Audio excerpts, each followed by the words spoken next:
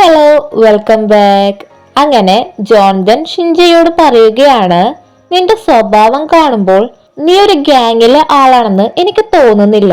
നിന്റെ മണ്ടത്തരം വെച്ച് ഒരു ഗ്യാങ്ങിലും നിനക്ക് കേറി പറ്റാനായിട്ട് കഴിയില്ല. എനിക്ക് തോന്നുന്നതേ ഒരു ഗ്യാങ്ങിൽ കേറാൻ വേണ്ടിയാണ് നീ ശ്രമിക്കുന്നേന്നാ. അത് സത്യമായത് കൊണ്ട് തന്നെ ഷിൻജയ്ക്ക് കുറച്ചൊക്കെ ദേഷ്യം വരുന്നുണ്ട്. എന്നിട്ട് അവന്റെ നേരെ വെള്ളം ഒഴിക്കാൻ നോക്കുമ്പോഴേക്കും അതങ്ങ് മാറിപ്പോവുകയാണ്. ഉടനെ തന്നെ കറന്റും പോകുന്നുണ്ട്. ഷിൻജയാണെങ്കിൽ അയ്യോ പ്രേതം എന്നും പറഞ്ഞുകൊണ്ട് ജോൺസന്റെ മേലേക്കും ചാടിക്കയറുകയാണ്. പെട്ടെന്ന് കറണ്ട് പോയത് കൊണ്ട് തന്നെ ജാങ്ങിന് ചെറുതായിട്ട് ടെൻഷനൊക്കെ വരുന്നുണ്ട്. അവന്റെ ഒപ്പം തന്നെ സീഷാങ് നിൽക്കുന്നുണ്ട്. സീഷാങ്ങിന് ആ സമയത്ത് ജാങ് അവനെ ഹെൽപ്പ് ചെയ്ത ഭാഗങ്ങളൊക്കെയാണ് ഓർമ്മ വരുന്നത്. സീഷാങ്ങിനെ ഇതുവരെ ഒരാൾ പോലും ഇത്രയും കെയർ ചെയ്തിട്ടില്ല. അതുകൊണ്ട് തന്നെ സീഷാങ്ങിന് ജാങ്ങിനോട് ലവ് ഒക്കെ തോന്നുകയാണ്. ഉടനെ തന്നെ സീഷാങ് ജാങ്ങിനെ കിസ് ചെയ്യുകയും എനിക്ക് നിന്നെ ഇഷ്ടാണ് എന്ന് പറയുകയും ചെയ്യുന്നുണ്ട്. എന്നിട്ട് വീണ്ടും കിസ് ചെയ്യുന്നുണ്ട്. ജാങ് ആണെങ്കിൽ ഒന്നും ചെയ്യാൻ പറ്റാതെ അവിടെ തന്നെ നിൽക്കുകയാണ്. ഇതൊന്നും അവൻ ഒട്ടും എക്സ്പെക്ട് ചെയ്തിട്ടുണ്ടായിരുന്നില്ല. എന്നിട്ട് സീഷാങ് ചോദിക്കുന്നുണ്ട്, നിനക്കെന്നെ ഇഷ്ടാണോന്ന്. ആ സമയത്ത് ജാങ് ഓർക്കുന്നത് 6 വർഷം മുന്നത്തെ കാര്യങ്ങളാണ്. ജാങ്ങും സോങ്ങും കൂടി ഡ്രിങ്ക് ചെയ്തുകൊണ്ടിരിക്കുമ്പോൾ സോങ് ജാങ്ങിനെ പ്രപ്പോസ് ചെയ്തിട്ടുണ്ടായിരുന്നു. എനിക്ക് നിന്നെ ഒരുപാട് ഇഷ്ടാണ്, നിനക്ക് എന്നെയും ഇഷ്ടാണോ എന്നൊക്കെ ചോദിച്ച് കിസ് ചെയ്യാൻ പോകുമ്പോഴേക്കുമാണ് അവൾ ഡ്രങ്കായി താഴെ വീണത്. അത് കഴിഞ്ഞ് വേറെ ദിവസം സോങ്ങും ജാങ്ങും കൂടി പുറത്തേക്ക് പോകാനായി പ്ലാൻ ചെയ്തിരുന്നു. അവർ രണ്ടുപേരും കൂടി ചാറ്റ് ചെയ്യുന്നതിനിടയ്ക്കാണ് ഒരാൾ വന്നിട്ട് സോങ്ങിനെ തട്ടിക്കൊണ്ടുപോകുന്നത്. അവളെ ഒരുപാട് ഉപദ്രവിക്കാനും നോക്കുന്നുണ്ട്. ജാങ് സോങ്ങിന്റെ ഫോണ് കണ്ടെത്തിയിട്ട് അവളെ തിരയുന്നുണ്ട്. ഈ സമയമെല്ലാം സോങ് വളരെ ഉറക്കെ ജാങ്ങിനെ വിളിക്കുന്നുണ്ടായിരുന്നു. പക്ഷെ അവന് കേൾക്കാനായിട്ട് സാധിക്കില്ലല്ലോ. അങ്ങനെ അവൻ ഒരുപാട് കഷ്ടപ്പെട്ട് സോങ്ങിനെ കണ്ടെത്തുകയും അയാൾക്ക് ഒരുപാട് ഇടികൾ കൊടുക്കുകയും ചെയ്യുന്നുണ്ട്. എന്നാലും അവൾക്ക് ഒരുപാട് വിഷമാവുകയാണ്. ഞാൻ നിന്നെ ഒരുപാട് പ്രാവശ്യം വിളിച്ചല്ലോ, എന്നിട്ടും നീ എന്താ ഇത്രയും ലേറ്റ് ആയത്, നിനക്ക് എന്താ ചെവി കേൾക്കാത്തെ എന്നൊക്കെ ചോദിച്ച് ഒരുപാട് വിഷമിച്ചിട്ടുണ്ടായിരുന്നു. അങ്ങനെ ആ കാര്യങ്ങളൊക്കെ അവൻ ഓർക്കുന്നുണ്ട്. ഇനി കാണിക്കുന്നത് ജാങ് തിരികെ അവന്റെ വീട്ടിലേക്ക് പോവുകയാണ്. അവന്റെ അമ്മ ചോദിക്കുന്നുണ്ട്, വീണ്ടും ബോസുമായിട്ട് വഴക്കിട്ടോന്ന്. ജാങ് പറയുന്നുണ്ട്, ഇപ്രാവശ്യം അവന്റെ ജോലി ശരിക്കും അവസാനിച്ചു. കൂടാതെ ഇവിടത്തെ ഏറ്റവും വലിയ കെയർ കമ്പനിയിലേക്ക് ഒരു ജോലിയും അവന്റെ ബോസ് ശരിയാക്കി തന്നിട്ടുണ്ടെന്ന്. അവന്റെ അമ്മ പറയുന്നുണ്ട്, സീഷാങ് ഇവന് വേണ്ടി ഒരു ജോലിയൊക്കെ ശരിയാക്കി കൊടുത്തല്ലോ, അതുകൊണ്ട് തന്നെ അവൻ നല്ലൊരാളാണെന്ന്. അങ്ങനെ അവർ രണ്ടുപേരും കൂടെ വീട്ടിലേക്ക് പോവാണ്. അവിടെ അവർ 3 പേരും ഒരുമിച്ച് ഫുഡ് കഴിച്ചുകൊണ്ടിരിക്കുകയാണ്. ജോൺസൺ സീഷാങ്ങിനെ ഒരുപാട് പ്രാവശ്യം വിളിക്കുന്നുണ്ടെങ്കിലും അവൻ ഏതോ സ്വപ്ന ലോകത്തിലാണ്. എന്നിട്ട് ജോൺസൺ പറയുന്നുണ്ട്, ജാങ് പോയപ്പോൾ മുതൽ നീ ഇങ്ങനെ തന്നെയാണല്ലോ. ജാങ് പോയിട്ട് ഇപ്പൊ കുറച്ച് ദിവസമായി, എന്നിട്ടും നിനക്ക് ഇതുവരെ ഒരു മാറ്റവുമില്ല. ശരിക്കും നിങ്ങൾ തമ്മിൽ എന്താ ഉണ്ടായേ എന്ന് ചോദിക്കുമ്പോൾ സീഷാങ് ഫ്ലാഷ് ബാക്ക് ആലോചിക്കുകയാണ്. സീഷാങ് ജാങ്ങിനെ പ്രപ്പോസ് ചെയ്തല്ലോ, എന്നിട്ട് ചോദിച്ചില്ലേ നിനക്ക് എന്നെയും ഇഷ്ടാണോന്ന്. അപ്പോഴത്തേക്കും കറന്റ് വന്നിട്ടുണ്ടായിരുന്നു.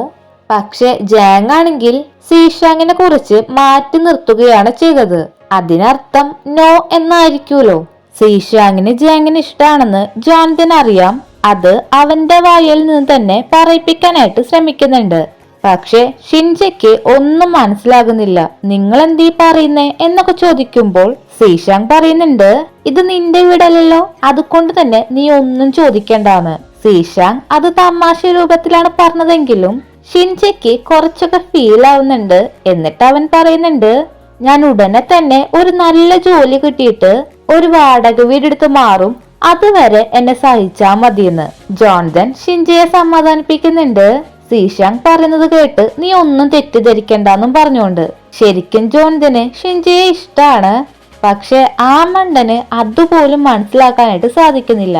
അപ്പോഴാണ് സീഷാങ് ഒട്ടും പ്രതീക്ഷിക്കാത്ത ഒരു ഗസ്റ്റ് അങ്ങോട്ട് വരുന്നത്. അതവന്റെ ഫിയാൻസി ആയിരിക്കും. അവൻ അവളെ ഒട്ടും ഇഷ്ടമില്ലെങ്കിലും അവന്റെ അച്ഛനാണ് അവളുമായിട്ടുള്ള കല്യാണം ഫിക്സ് ചെയ്തേക്കുന്നത്. അവള് മാത്രല്ല വന്നേക്കുന്ന, ഒരുപാട് ലഗേജും ഉണ്ട്. അതുകൊണ്ട് തന്നെ പെട്ടെന്നൊന്നും അവൾ തിരികെ പോകുന്നില്ലാന്ന് അവന് മനസ്സിലാവുകയാണ്. അവളുടെ പേര് ജെസിക്ക എന്നാണ്. ജെസിക്ക പറയുന്നുണ്ട്, നിന്നെ ഹെൽപ്പ് ചെയ്യാനായി നിന്റെ അച്ഛനാണ് എന്നോട് ഇങ്ങോട്ട് വരാനായി പറഞ്ഞത്. പക്ഷേ നിന്റെ മുഖം കാണുമ്പോൾ നീ അത്ര ഹാപ്പി അല്ല എന്നാണല്ലോ തോന്നുന്നേ. സീഷാങ് പറയുകയാണ്, നീ എന്തായാലും ഇങ്ങോട്ട് വന്നത് നന്നായി. എനിക്ക് നിന്നോട് വളരെ ഇമ്പോർട്ടന്റ് ആയിട്ടുള്ള ഒരു കാര്യം പറയാനുണ്ട്. ജെസിക്കയെ സീഷാങ്ങിന്റെ അടുത്തേക്ക് പറഞ്ഞയച്ചത് അവന്റെ അച്ഛൻ തന്നെയാണ്. എൻഗേജ്മെന്റ് കഴിഞ്ഞിട്ട് അവർ രണ്ടുപേരും ഒരുമിച്ചിരുന്നിട്ടില്ല. അവർ ഒരുമിച്ചിരുന്നാലല്ലേ അവർക്കിടയിലുള്ള ലവ് വളരുകയുള്ളൂ. എന്നാലല്ലേ അവർ തമ്മിലുള്ള കല്യാണം കഴിഞ്ഞിട്ട് ഫാമിലീസിന്റെ ബിസിനസ് എല്ലാം ഒരുമിക്കുള്ളൂ. ലാഭത്തിന് വേണ്ടി മാത്രാണ് അവന്റെ അച്ഛൻ അവനും ജെസിക്കയും തമ്മിലുള്ള കല്യാണം നടത്താനായിട്ട് നോക്കുന്നത്. അവിടെ ഷിൻജ ചോദിക്കുന്നുണ്ട്, ആരാണ് ആ ഭംഗിയുള്ള ലേഡി? അവരും സീഷാങ്ങും തമ്മിൽ എന്താ ബന്ധന്ന്. ജോൺസൺ തിരികെ ചോദിക്കുകയാണ്, അവളെ കാണാൻ അത്രയ്ക്ക് ഭംഗിയുണ്ടോന്ന്. ഷിൻജ പറയുന്നുണ്ട്, ആ ലേഡിനെ കാണാൻ നല്ല ഭംഗിയുണ്ടല്ലോ.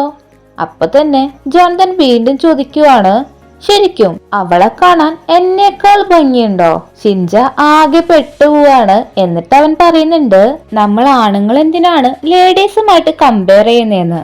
അവിടെ സീഷാങ് പറയുന്നുണ്ട്, ജെസിക്ക എനിക്കൊരാളെ ഇഷ്ടാണ്. നമ്മുടെ എൻഗേജ്മെന്റ് സമയത്ത് നമ്മൾ രണ്ടുപേരും വാക്ക് പറഞ്ഞതല്ലേ, നമ്മൾ തമ്മിലുള്ള മാരേജ് നമുക്ക് രണ്ടു പേർക്കും ഇഷ്ടമല്ല. ഏതെങ്കിലും ഒരു ദിവസം നമുക്കിഷ്ടമുള്ള ആളെ നമ്മൾ കണ്ടുപിടിക്കുകയാണെങ്കിൽ ഈ മാരേജ് വേണ്ടാന്ന് വെക്കാന്ന്. എനിക്കിപ്പോ എനിക്കിഷ്ടമുള്ള ആളെ കണ്ടുകിട്ടി. അപ്പൊ തന്നെ ജെസിക്ക പറയുന്നുണ്ട്, സീഷാങ് നീ എന്തൊക്കെയാ പറയുന്നേ? ഞാൻ അന്ന് അങ്ങനെ ഒരു വാക്ക് തന്നിട്ടുണ്ടായിരുന്നു. പക്ഷെ അത് ശരിയാണെന്ന് എനിക്കിപ്പോ തോന്നുന്നില്ല. നിനക്കറിയാലോ, കല്യാണം കഴിഞ്ഞെങ്കിൽ മാത്രമാണ് എന്റെ അച്ഛന്റെ കൺട്രോളിൽ നിന്നും ഞാൻ പുറത്തു വരുള്ളൂ. പിന്നെ എന്റെ കല്യാണം കഴിഞ്ഞാൽ മാത്രമാണ് എനിക്ക് അർഹതപ്പെട്ട സ്വത്ത് എനിക്ക് കിട്ടുള്ളൂ. നമുക്ക് കല്യാണം കഴിക്കാം. അത് കഴിഞ്ഞിട്ട് നിനക്ക് ഇഷ്ടമുള്ള പോലെ നീ ചെയ്തോ. നിനക്ക് ഇഷ്ടമുള്ള ആളുടെ അടുത്തേക്ക് തന്നെ നീ പൊക്കോ. ഞാൻ നിന്നെ ഒരിക്കലും കൺട്രോൾ ചെയ്യാനായിട്ട് വരില്ല. നിന്നയാൾക്ക് ശരിക്കും ഇഷ്ടമുണ്ടെങ്കിൽ നിനക്ക് വേണ്ടി കുറച്ചൊക്കെ ത്യാഗങ്ങൾ ചെയ്യാൻ അയാൾ റെഡി ആവില്ലേ? അപ്പൊ തന്നെ സീഷാങ് പറയുന്നുണ്ട്, നീ ഈ കല്യാണത്തിൽ നിന്നും മാറുകയാണെങ്കിൽ നിനക്ക് വേണ്ട എല്ലാ സഹായങ്ങളും ഞാൻ ചെയ്തു തരാം. പിന്നെ ഞാൻ സ്നേഹിക്കുന്ന ആൾക്ക് എന്നെ തിരിച്ച് ഇഷ്ടമാണോന്ന് പോലും എനിക്കറിയത്തില്ല. പക്ഷെ എനിക്ക് അവനെ ഒരുപാട് ഇഷ്ടമാണ്. അവന്റെ കഴിവുകൾ ഉപയോഗിച്ച് അവന്റെ ജീവിതത്തിലെ എല്ലാ വെല്ലുവിളികളെയും അവൻ ധൈര്യത്തോടെ നേരിടുന്നുണ്ട്. ഈ സമയം ജാങ് അവന്റെ പുതിയ ജോലി സ്ഥലത്തേക്ക് പോവുകയാണ്. സീഷാങ് ആണ് ഈ ജോലി കിട്ടാനായി അവനെ ഹെൽപ്പ് ചെയ്തത്. ആ സ്ഥലത്ത് ചെവി കേൾക്കാത്തതും സംസാരിക്കാൻ കഴിയാത്തതുമായ ഒരുപാട് ആളുകളുണ്ട്. സീഷാങ് വീണ്ടും പറയുന്നുണ്ട്, അവൻ കാരണമാണ് ഞാൻ ഇങ്ങനെയൊക്കെ മാറിയത്. അവൻ വരുന്നതിന് മുമ്പ് എന്റെ ലൈഫിലുള്ള പ്രശ്നങ്ങളാണ് ഏറ്റവും വലുത് എന്നാണ് ഞാൻ തെറ്റിദ്ധരിച്ചിട്ടുണ്ടായിരുന്നത്. പക്ഷെ അവന്റെ ലൈഫ് കണ്ടപ്പോ അതെല്ലാം എനിക്ക് മാറി. ശരിക്കും നമ്മുടെ ലൈഫിലത്തെ പ്രശ്നങ്ങൾ വളരെ നിസ്സാരാണ്. നമ്മൾ ജസ്റ്റ് ശ്രമിച്ചാൽ തന്നെ അതൊക്കെ പരിഹരിക്കാൻ പറ്റും. അതെല്ലാം കേൾക്കുമ്പോൾ ജെസിക്ക പറയുന്നുണ്ട്, സീഷാങ് നീ ഒന്നും പറയണ്ട. എനിക്ക് മനസ്സിലായി നിനക്ക് അവന് ശരിക്കും ഇഷ്ടമാണെന്ന്. ഇനി ഞാൻ എന്താ ചെയ്യണ്ടേ എന്നൊക്കെ ചോദിക്കുന്നുണ്ട്. അത് കഴിഞ്ഞിട്ട് കാണിക്കുന്നത് ജോൺസൺ ഷിൻജയോട് പറയുന്നുണ്ട്, നിന്നെ കൊല്ലാൻ വന്നത് ഡോങ്ങിന്റെ ഗ്യാങ്ങിലെ ഒരാളാണ്. അവനെ കണ്ടുപിടിക്കാനും അവനിട്ടൊരു പണി കൊടുക്കാനും ഞാൻ നിന്നെ സഹായിക്കാം. പക്ഷെ ഒരു കണ്ടീഷൻ മാത്രം, നീ പിന്നെ ഡോങ്ങിന്റെ ഗ്യാങ്ങിലേക്ക് തിരികെ പോകരുത്. ആ സമയത്ത് ഷിൻജ പറയാണ്, എനിക്ക് ഒരു സത്യം പറയാനുണ്ട്. ഞാൻ ശരിക്കും ഡോങ്ങിന്റെ ഗ്യാങ്ങിലെ ആരുമല്ല. എനിക്ക് ആ ഗ്യാങ്ങിലേക്ക് കയറി പറ്റണമെന്ന് ആഗ്രഹം ഉണ്ടായിരുന്നു.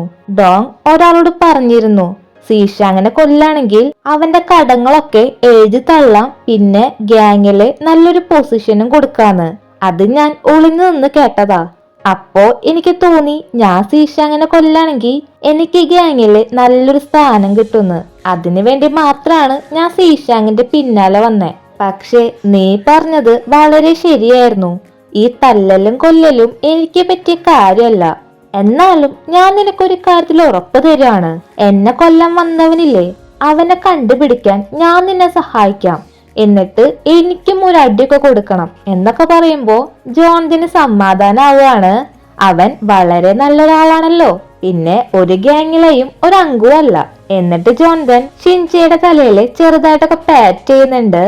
ആ സമയത്താണ് ജെസിക്ക ജോൺതനെ വിളിക്കുന്നതും അവൻ അങ്ങോട്ട് പോകുന്നതും. എന്നിട്ട് ജോൺതനോട് ചോദിക്കുന്നുണ്ട്, സീഷാങ്ങിന് ഇഷ്ടപ്പെട്ട ആ ആൾ ആരാണ്, അവന്റെ വീട് എവിടെയാണ്, അവന്റെ പേരെന്താണ് എന്നൊക്കെ.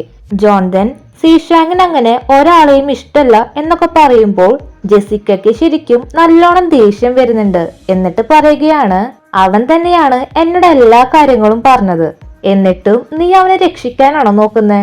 അവന് ഇഷ്ടപ്പെട്ട ആളെ കണ്ടുപിടിക്കാൻ എനിക്ക് നന്നായിട്ട് അറിയാം. പക്ഷെ ഞാൻ കണ്ടുപിടിച്ചു കഴിഞ്ഞാൽ അയാൾ ജീവനോട് ഉണ്ടാവോ ഇല്ലേന്ന് എനിക്ക് ഒരു വാക്കും തരാൻ പറ്റില്ല. അതിനേക്കാൾ നല്ലത് അതാരാ ആളെന്ന് നീ തന്നെ എന്നോട് പറയുന്നതല്ലേ. അങ്ങനെ ജോൺതൻ ആകെ പെട്ടുപോവുകയാണ്. അവന്റെ മുന്നിൽ വേറൊരു വഴിയുമില്ല. അവിടെ ജാങ് ഒരു വയസ്സായ അമ്മാമനെ ഹെൽപ്പ് ചെയ്യുന്നുണ്ടായിരിക്കും. ആ അമ്മാമനെ ഹെൽപ്പ് ചെയ്യാനായിട്ടാണ് അവൻ അങ്ങോട്ട് വന്നിട്ടുള്ളത്. അപ്പോഴാണ് അങ്ങോട്ട് ജെസിക്ക വരുന്നത്. ജാങ്ങിന് അത് ആരാണെന്നൊന്നും അറിയത്തില്ല. അങ്ങനെ അവൾ ജാങ്ങിനോട് പറയുന്നുണ്ട്, നീയാണല്ലേ ജാങ്, എന്റെ ഫിയാൻസി ആയിട്ടുള്ള സീഷാങ്ങിനെ നീ വളരെ നന്നായിട്ടാണ് കെയർ ചെയ്തത്, താങ്ക്സ് എന്നും പറഞ്ഞുകൊണ്ടാണ് തിരിച്ചു പോകുന്നത്. അങ്ങനെ അവൻ വർക്കൊക്കെ കഴിഞ്ഞ് തിരികെ പോകുമ്പോൾ അവനെ വെയിറ്റ് ചെയ്തിട്ട് സീഷാങ് അവിടെ നിൽക്കുന്നുണ്ടായിരിക്കും. നിന്റെ വർക്ക് എങ്ങനെയുണ്ടായിരുന്നു, ടയേർഡായോ എന്നൊക്കെ ചോദിച്ച് അവന്റെ പിന്നാലെ നടക്കുന്നുണ്ട്. പക്ഷെ ജാങ് ആണെങ്കിൽ അവൻ ശരിക്കും മൈൻഡ് ചെയ്യുന്നില്ല. സീഷാങ് വീണ്ടും പറയുകയാണ്, നീ എന്താ എന്നെ മൈൻഡ് ചെയ്യാത്തത്? എനിക്ക് നിന്നെ ഇഷ്ടമാണെന്ന് പറഞ്ഞോണ്ടാണോ? നിനക്ക് എന്നെ ഇഷ്ടമില്ലെങ്കിൽ കുഴപ്പമില്ല, നമുക്ക് ഇനിയും ഫ്രണ്ട്സ് ആയിട്ടിരിക്കാം എന്നൊക്കെ പറയുന്നുണ്ട്. ആ സമയത്ത് ജാങ് പറയാണ്, നിനക്കൊരു ഫിയാൻസി ഉണ്ടല്ലേ, നിന്റെ കല്യാണം ഉറപ്പിച്ചു കഴിഞ്ഞിട്ടാണോ നിനക്ക് എന്നെ ഇഷ്ടമാണെന്ന് പറയുന്നത്? അതിന്റെ അർത്ഥം എന്താ എന്നൊക്കെ ചോദിക്കുമ്പോൾ സീഷാങ് ആകെ ഞെട്ടുകയാണ്. എന്നിട്ട് എനിക്ക് ഫിയാൻസി ഉള്ള കാര്യം നിനക്കെങ്ങനെ അറിയാം എന്നും ചോദിച്ചുകൊണ്ട് അവന്റെ പിന്നാലെ പോകുന്നുണ്ട്. സീഷാങ് ഒരുപാട് പ്രാവശ്യം ചോദിക്കുന്നുണ്ടെങ്കിലും ജാങ് ഒട്ടും ഉത്തരം പറയുന്നില്ല. അങ്ങനെ അവര് രണ്ടുപേരും കൂടെ ജാങ്ങിന്റെ വീട് വരെ എത്തുകയാണ്. സീഷാങ് അവന്റെ ഡോറിന്റെ ഫ്രണ്ടിൽ നിൽക്കുന്നുണ്ട്. അപ്പോഴത്തേക്കുമാണ് ജാങ്ങിന്റെ അമ്മ വരുന്നതും ഡോർ തുറക്കുന്നതും. അവന്റെ അമ്മയെ കാണുമ്പോൾ തന്നെ സീഷാങ് ആകെ പേടിക്കുന്നൊക്കെ ഉണ്ട്. അങ്ങനെ ജാങ് സീഷാങ്ങിനെ ഉള്ളിലേക്ക് വിളിക്കാതെ തനിയെ കയറി പോവുകയാണ്. ജാങ്ങിന്റെ അമ്മ അവനെ വിളിച്ച് ഉള്ളിലൊക്കെ ഇരുത്തുന്നുണ്ട്. എന്നിട്ട് ഗസ്റ്റിനോട് നന്നായിട്ട് പെരുമാറാത്തതിന് കുറച്ചൊക്കെ വഴക്കും പറയുന്നുണ്ട്. സീഷാങ് പറയാണ്, അമ്മ സോറി, അവൻ ദേഷ്യപ്പെടാൻ കാരണം ഞാനാണ്. അത് കേട്ടതും ജാങ്ങിന്റെ അമ്മ പറയുകയാണ്, അവന്റെ മുഖം കണ്ടാൽ അറിയാം അവന് നല്ല ദേഷ്യമുണ്ടെന്ന്. ഒരുപാട് കാലായി ഞാൻ അവന്റെ ദേഷ്യം കണ്ടിട്ട്. അവന് എന്തൊക്കെ ഉണ്ടായാലും ഞങ്ങളുടെ മുന്നിൽ വെറുതെ ചിരിച്ച് അഭിനയിക്കുക മാത്രമാണ് ചെയ്യാറ്. അവന്റെ ശരിക്കുള്ള ഫീലിങ്സ് ഞങ്ങളുടെ മുന്നിൽ കാണിക്കാറില്ല. അത് വിഷമായാലും ദേഷ്യമായാലും. പക്ഷെ ഇപ്പോൾ അവൻ ദേഷ്യപ്പെട്ട് കാണുമ്പോൾ എനിക്കൊരു സന്തോഷാണ് തോന്നുന്നത്. അങ്ങനെ അവസാനം അവന്റെ ശരിക്കുള്ള ഇമോഷൻ അവൻ കാണിച്ചല്ലോ. അത് പറഞ്ഞു കഴിയുമ്പോഴേക്കും അവന്റെ അമ്മ തല കറങ്ങി താഴേക്ക് വീഴുവാണ്. സീഷാങ് ഒരുപാട് പ്രാവശ്യം ജാങ് നിന്റെ അമ്മ താഴെ വീണു എന്നൊക്കെ വിളിച്ച് പറയുന്നുണ്ടെങ്കിലും ജാങ് അങ്ങോട്ട് ശ്രദ്ധിക്കുന്നില്ല. അങ്ങനെ സീഷാങ് ഉടനെ തന്നെ ആംബുലൻസ് ഒക്കെ വിളിക്കുന്നുണ്ട്. അപ്പോഴാണ് ജാങ് അവന്റെ അമ്മ വീണത് കാണുന്നതും അങ്ങോട്ട് ഓടിയെത്തുന്നതും. ഉടനെ തന്നെ ഹോസ്പിറ്റലിലേക്ക് എത്തിക്കുന്നുണ്ട്. ജാങ് ഒരുപാട് ടെൻഷൻ അടിച്ചിട്ടാണ് ഇരിക്കുന്നത്. അവന്റെ അടുത്തേക്ക് ജാങ് വന്ന് പറയുന്നുണ്ട്, അവന്റെ അമ്മയ്ക്ക് ഒരു കുഴപ്പമില്ലാന്ന് ഡോക്ടേഴ്സ് പറഞ്ഞുന്ന്. എന്നിട്ട് അവനെ സമാധാനിപ്പിക്കാനായിട്ട് നോക്കുന്നുണ്ടെങ്കിലും ജാങ്ങിന് സീഷാങ്ങിനോട് നല്ലോണം ദേഷ്യമുണ്ടല്ലോ. അവനോട് ഇവിടെ നിന്നും പോകാനായിട്ട് പറയുകയാണ്. ഞാനിവിടെ നിൽക്കാം, നിനക്കൊരു ഹെൽപ്പ് ആവശ്യമുണ്ടാവും എന്നൊക്കെ സീഷാങ് പറയുന്നുണ്ടെങ്കിലും ജാങ് അതൊന്നും മൈൻഡ് ചെയ്യുന്നില്ല. സീഷാങ് വീണ്ടും ഒരുപാട് പ്രാവശ്യം ഞാനിവിടെ നിൽക്കാം എന്നൊക്കെ പറയുന്നുണ്ടെങ്കിലും ജാങ് സമ്മതിക്കുന്നില്ല. അങ്ങനെ അവസാനം സീഷാങ് പറയുകയാണ്, നിനക്ക് ചെവി കേൾക്കില്ല, സംസാരിക്കാനും കഴിയില്ല, നീ ഒറ്റയ്ക്ക് ഇവിടെ നിന്നാൽ നിനക്ക് എന്താ ചെയ്യാൻ പറ്റുക? ഒരു ആംബുലൻസ് പോലും നിനക്ക് വിളിക്കാൻ പറ്റത്തില്ല. ഞാൻ ആ സമയത്ത് വീട്ടിലില്ലായിരുന്നെങ്കിൽ നീ എന്ത് ചെയ്യുമായിരുന്നു? ഞാൻ വിചാരിച്ചിരുന്നത് നിന്റെ കുറവുകളെ കുറിച്ച് നിനക്ക് നല്ല ബോധ്യമുണ്ടെന്നാ. പക്ഷെ അതില്ലാന്ന് എനിക്കിപ്പോ മനസ്സിലായി. നീ ഇപ്പോൾ അഭിനയിച്ചുകൊണ്ടിരിക്കുകയാണ്. നീ നിന്നെ തന്നെ പറ്റിക്കുക. ജാങ്, നിനക്ക് ചെവി കേൾക്കാൻ പറ്റില്ല, അതിനർത്ഥം കേൾക്കാൻ പറ്റില്ല എന്ന് തന്നെയാണ്. സംസാരിക്കാനും നിനക്ക് കഴിവില്ല.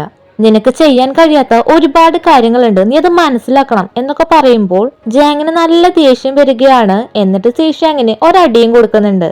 അങ്ങനെ ഇവിടെ വെച്ച് ഈ എപ്പിസോഡ് അവസാനിക്കുകയാണ്. സീഷാങ് എന്തിനാണ് ഇങ്ങനെയൊക്കെ പറഞ്ഞത്, ഇനി എന്തൊക്കെ ഉണ്ടാകും എന്നറിയാനായി അടുത്ത എപ്പിസോഡുകൾക്കായി വെയിറ്റ് ചെയ്യാം. ബൈ.